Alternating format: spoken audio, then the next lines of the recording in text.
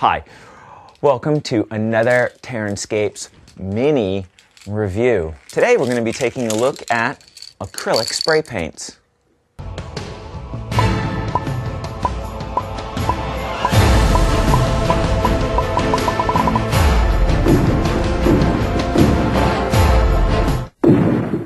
So I had a request from a patron last month to look at paints for painting terrain, and he had mentioned spray paints, I think, if my memory serves me, as part of the list of paints to use. Now, typically we don't think of spray paints as being a viable option because they're corrosive to foam, but there are acrylic spray paints out there, and those should be safe for use on foam since they're water-based.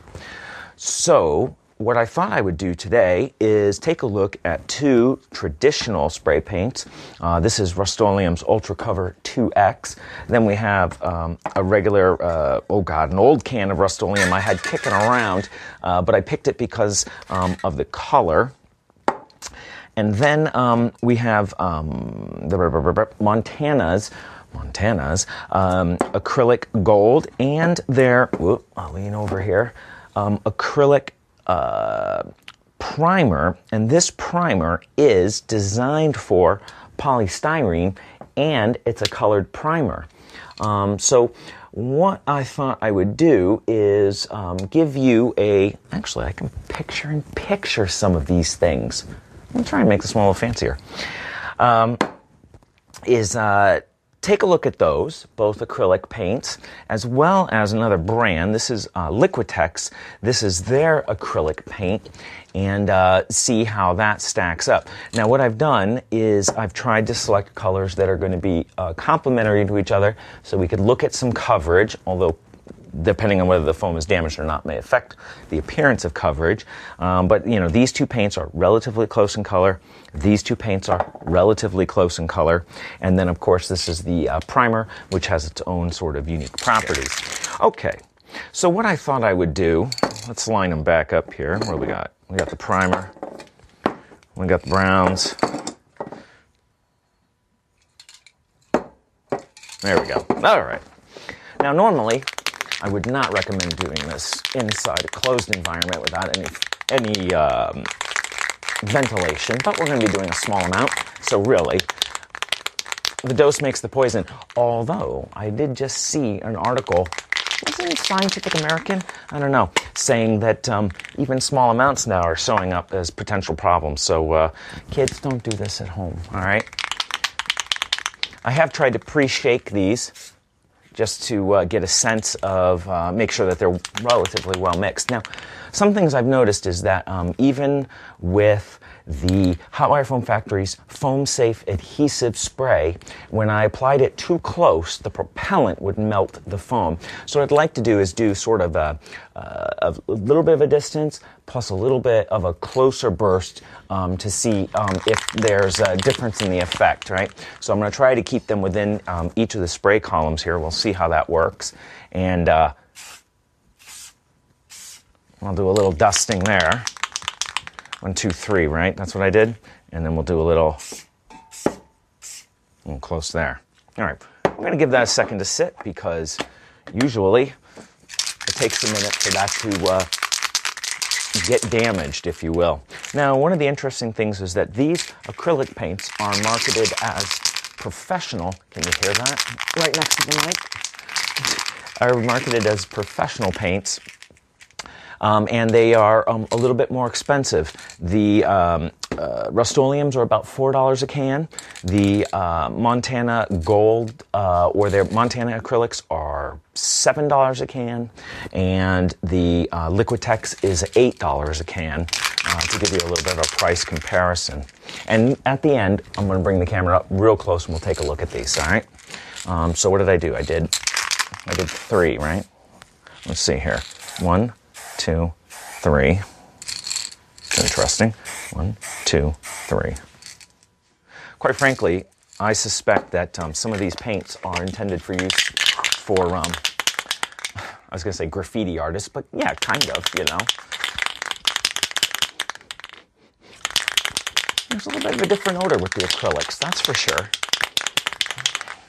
All right, and now, to be honest, I don't know if this one's going to spray. Let's give it a try. Hey, ooh, all right. So this is the Rust-Oleum, an old can before the 2X line came out. Yeah, it's definitely not a fine dusting. I hadn't actually considered that. I didn't consider that when I was thinking about spraying, but the type of spray it puts out is useful in its own right as well. Where you can get some really nice dusting. Let's say you had painted a board and you wanted to highlight it, kind of airbrush style, but you don't have an airbrush or you're doing a larger area. This might be an option where you can get a really nice feathered effect, and that's one of the bonuses you're probably going to get out of a professional level spray can rather than, say, a Home Depot kind of, utility paint, whatever you want to call it, homeowner's paint. Let's see here. All right.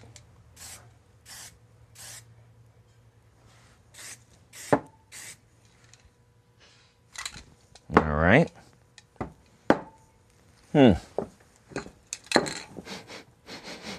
Actually, pretty low odor. I would say pretty low odor on those. That doesn't mean there aren't VOCs, but I would say lower VOCs than traditional paints.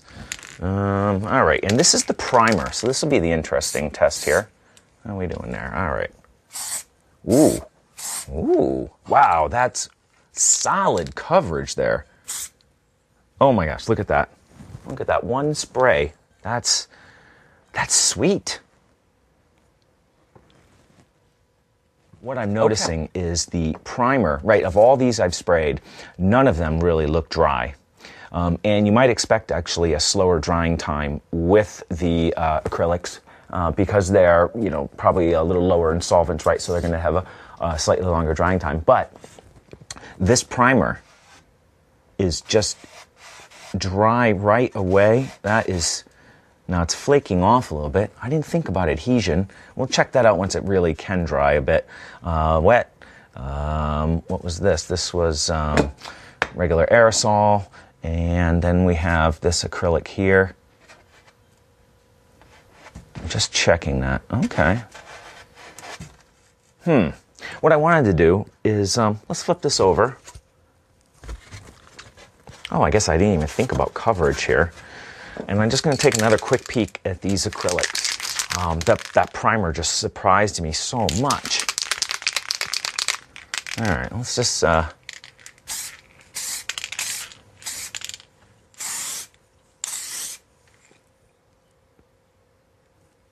really... That feels nice. And since that's a primer, and it's designed to go over... the gold line, right, is designed to go over it.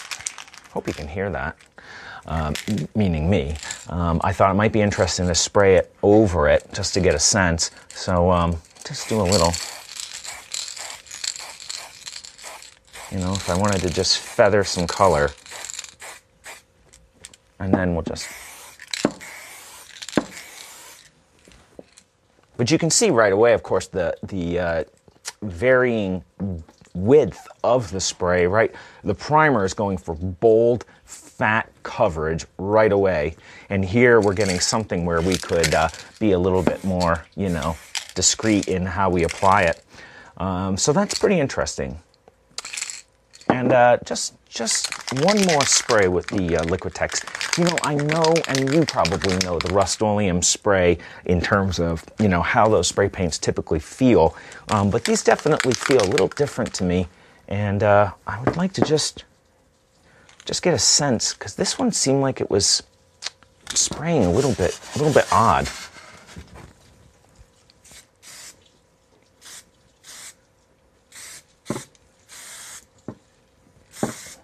It's really hard to describe. It looks like it's spraying a normal, stripe, but it feels like it's spraying at an odd angle when I'm spraying it.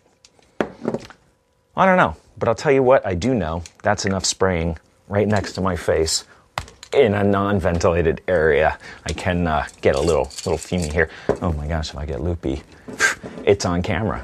All right, so how about this? I'm gonna set this aside, and we're gonna take a close look at these, and I'll show you the results. Give me a second to flip this over. So, taking a look at the results, this is the Rust-Oleum non-acrylic spray, and quite frankly, the damage isn't quite as extreme as I thought it would be. You know, there is, of course, you can see some pitting here. This is dry, I think, for the most part. Yeah, there is some pitting, but it's not quite as destructive as I anticipated. That's nice to know. You can see where it was more of a dusting from a distance. Quite frankly, I don't see any damage there. That looks pretty decent. It's good to know. All right, second up is the Montana Gold. And if we take a look at the heavy application, I don't know if you can notice this, but there is a little bit of pitting. As I mentioned before, if you're spraying too close, right, you're going to end up with some damage from some of the carrier. This is what I suspected. But of course here, no damage at all. We're looking at a really, look at how nice and dusty that is. That's a really interesting spray pattern. All right, then we're looking at the Rust-Oleum, my old can that was pushing out paint like there was no tomorrow, right? Obvious trough here, and even trying to be a little bit light on the trigger. We're still getting some damage because it's putting out so much paint. And then we have the Liquitex. Now the Liquitex, even where it was applied quite heavily, it doesn't look damaged, but it's actually still drying, which is interesting in its own right. Safer, I would say, for foam, but definitely needs the extra time to dry when a heavier application is made. And I am curious about how durable that is. Let me just come back over here for a second. This is the Montana Gold. All right, that looks all right. And then, you know, we can see the spray pattern for the Liquitex acrylic. A little bit different, actually. We're going to go back to the gold here for a second, the Montana Gold, this looks softer, a little bit more uniform than this. This has got a little bit of grain in it. All right, so definitely some differences there. And then we have the primer, super fast coverage, super fast drying. And once it dries, I guess, here we go, we're getting a better bonding. So, nice test. Interesting information for me, quite frankly. And let's go to the back side here, just take another peek at that up close. And we can see that, I guess I didn't think about it that way, but we really should be looking at coverage over the color as well. I wasn't thinking about density as much until right now. I'm like, oh, how's that covering doing? Actually, let me come back. Hold on. Let's flip the other side. You probably noticed, but I didn't. Oh, because I don't have any text. Isn't that interesting? I was just thinking it looks covered because I don't see any pink through it. But that doesn't necessarily mean that we have good coverage, because we can see here that, right, we can still see the text coming through it, but areas where it was applied a little heavier in the middle of the spray, we are getting almost complete coverage with a very quick spray. So that's interesting. All right. Well, I think that's probably about the most we're going to learn from it, from this kind of an experiment. You can see here, right, though? Pretty decent coverage on a single, quick strike. But notice here, right, we're not getting that kind of opacity from the normal gold color rather than the primer. And you know what? Hold on. I said I wouldn't do this. Okay, ready? Cover your eyes. Cover your eyes.